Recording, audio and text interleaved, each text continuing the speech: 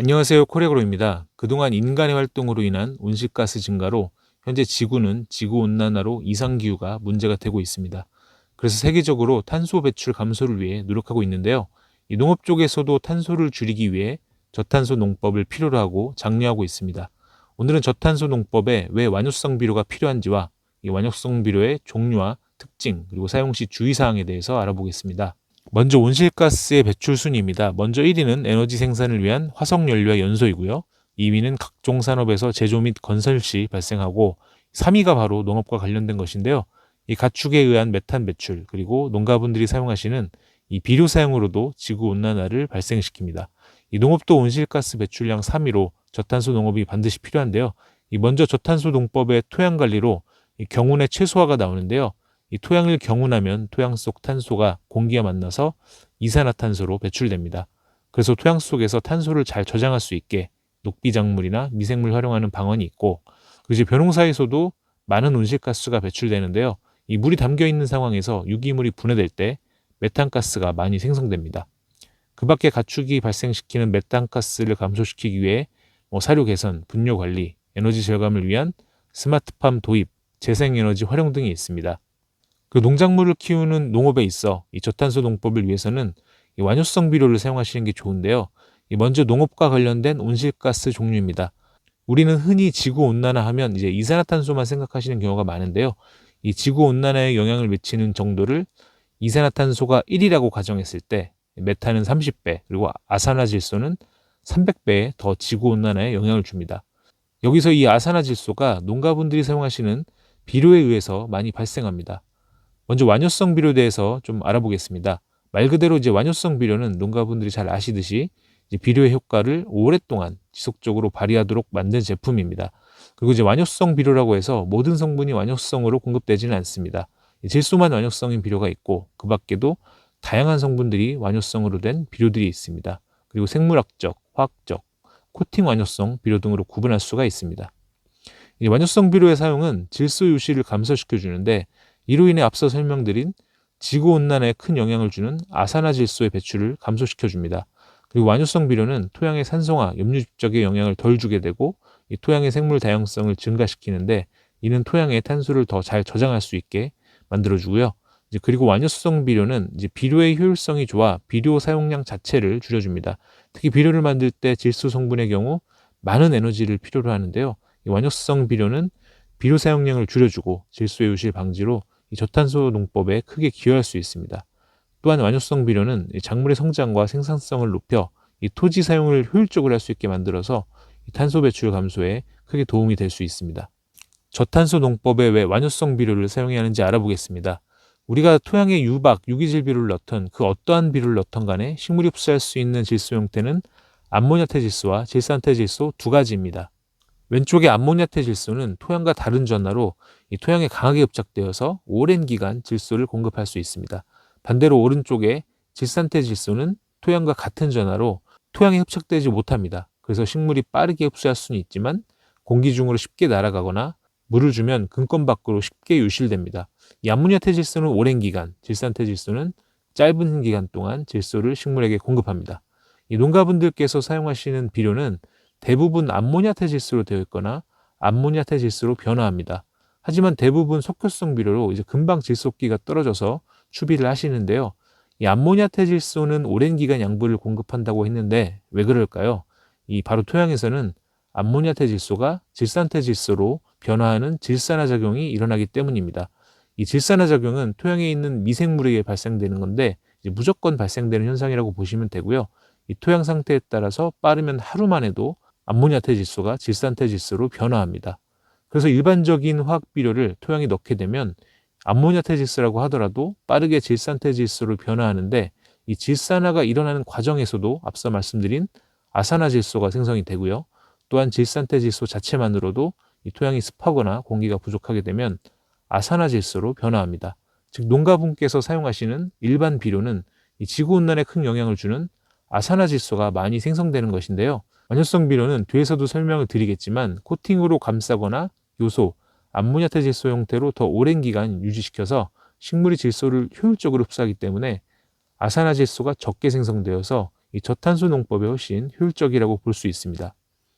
이 농가분들께서는 사실 우선은 저탄소 농법보다는 우선 내 작물의 작황이 더 중요하실 텐데요. 이 완효성 비료는 일반적인 비료보다 훨씬 효율적인 농사가 가능합니다. 일반 비료는 앞서 설명드린 대로 질산화 작용으로 인해서 기비, 추비 등 이 비료를 시비한 초기에는 질산태질소가 토양에 많기 때문에 식물이 빠르게 질소를 흡수하고 이 경우에 따라서는 과잉 흡수하기도 합니다. 하지만 질산태질소는 토양에서 쉽게 유실된다고 말씀드렸죠. 그래서 토양 내에 이내 질소가 부족하게 됩니다. 그러다가 또 추비를 주게 되면 질소가 과잉되고 다시 결핍이 반복됩니다. 이제 이러한 양분의 과부족은 식물을 연약하게 만들어서 각종 병 발생을 증가시키고 또 이상기후를 극복하는데 더욱 어려움을 겪게 됩니다. 다음은 완효성 비료의 종류와 특징에 대해서 알아보겠습니다. 이 완효성 비료는 앞서 설명드린 것처럼 모든 성분이 오랫동안 비분이 공급되는 건 아닌데요. 이유는 이제 완효성 비료의 대부분이 질소만 완효성이기 때문입니다. 왼쪽의 사진을 보시면 여러 가지 비료가 섞여 있는데요. 이제 질소만 완효성 비료이고 인산칼륨은 완효성이 아닙니다.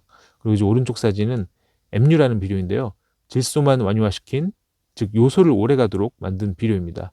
이제 그 밖에도 질소뿐만 아니라 인산, 칼륨, 마그네슘 등 다양한 성분을 전부 완효성으로 만든 비료들도 있습니다. 그럼 왜 질소만 완효성인 비료가 훨씬 더 많이 있을까요?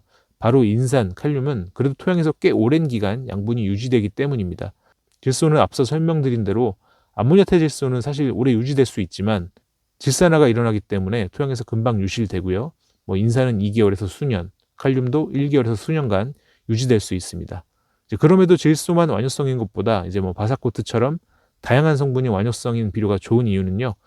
토양 속에서 인산이 다른 성분과 결합하거나 이제 불용화되는 것을 막아주고 칼륨이 칼슘과 마그네슘과 기량작용으로 흡수가 저해되는 현상 등을 감소시켜주기 때문입니다. 다음은 완효성 비료의 종류 및 특징인데요. 우선 비료를 코팅으로 감싸서 오랜 기간 비분을 유지시켜주는 코팅 비료가 있습니다. 이 코팅 비료는 탄성 폴리머 코팅, 유황, 콩기름, 왁스 등 여러 가지 물질로 코팅을 합니다. 다음은 화학적 완효성 비료가 있는데요. 여러 가지가 있지만 대표적으로 요소를 포름알데히드와 반응시켜서 고분자화시킨 MU 같은 비료가 있습니다. MU는 토양에서 쉽게 녹거나 분해되지 않고 미생물이 분해야지만 용출되는, 즉 쉽게 말해서 이제 완효성 요소라고 생각하시면 될 것 같고요. 그 밖에도 유기물 기반 그리고 미생물 기반인 생물학적 완효성 비료가 있습니다. 이제 보통 유기질 비료나 유박 비료를 생각하시면 될 것 같고요. 이제 각각의 비료의 원리와 단점을 정리한 내용인데요. 이 생물학적, 화학적 완효성 비료는 이 토양의 환경 상태에 따라서 이제 미생물의 활성이 다를 텐데 이제 이의 양분의 용출 속도가 결정되기 때문에 이제 너무 양분이 용출이 안 될 수도 있고 반대로 너무 용출량이 많을 수도 있는 단점이 있습니다. 코팅 완효성 비료는 이제 효과가 매우 좋지만 가격이 매우 비쌀 수가 있고요. 또 가격은 저렴하지만 코팅이 품질이 좋지 못해서 코팅이 이제 깨진다면 이제 완효성 비료의 성능이 크게 떨어지는 단점이 있습니다. 이에 저희 코리아그로는 저탄소 농법에 완벽히 적용이 되고 또 다른 완효성 비료의 단점을 보완한 엔텍 사용을 권장을 드리는데요. 이제 엔텍은 앞서 설명드린 질산화를 억제시켜주는데 이에 아산화질소의 발생을 크게 감소시켜주고 이에 대한 연구 결과 등이 이제 유럽에서 보고되고 있습니다. 그리고 엔텍은 질산화를 억제시켜서 암모니아태 질소 형태를 오랜 기간 유지시켜서 일반 비료보다 암모니아태 질소를 더 많이 흡수하게 만드는데요. 이는 식물 생육에 여러 가지 효과를 가져옵니다.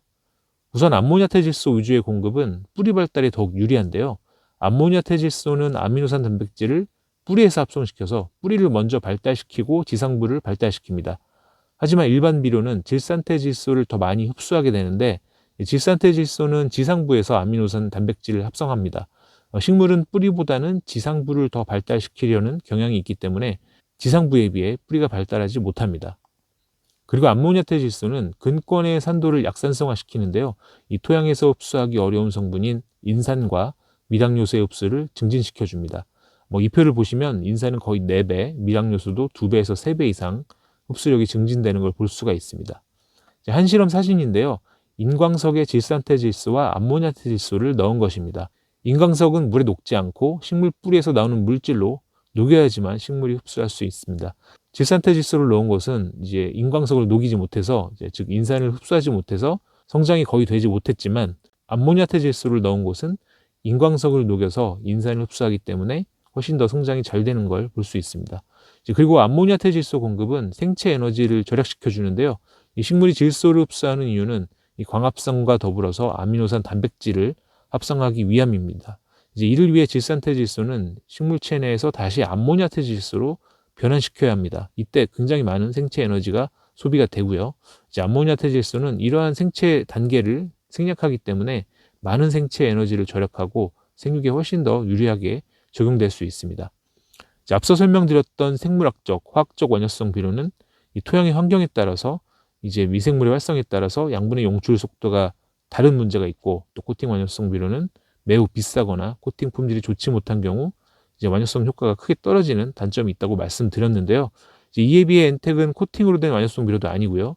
토양의 미생물이 분해를 해줘야지만 되는 것도 아니기 때문에 다른 완효성 비료보다 토양의 환경 영향을 덜 받고 보다 안정적으로 양분을 용출합니다. 그리고 무엇보다 다른 완효성 비료는 엔텍처럼 질산화를 억제할 수 없습니다. 물론 다른 완효성 비료들도 일반 비료보단 덜하지만 분명 질산화가 일어나게 되고요. 그에 대한 단점들이 존재하게 됩니다. 다음은 완효성 비료 사용 시 주의사항입니다. 먼저 한 번에 많이 시비하지 않기입니다. 완효성 비료가 일반 화학 비료보다 긴 기간 또 천천히 양분이 용출되기 때문에 추비량까지 한 번에 밑비료로 시비하시는 경우가 있는데요. 앞서 말씀드린 대로 토양 상태 그리고 강우량, 코팅의 손상 등 양분이 급격하게 용출될 수도 있고, 이에 따라서 뿌리가 손상되거나 염류가 집적될 수도 있으니까 정량을 뿌리시는 게 좋고요.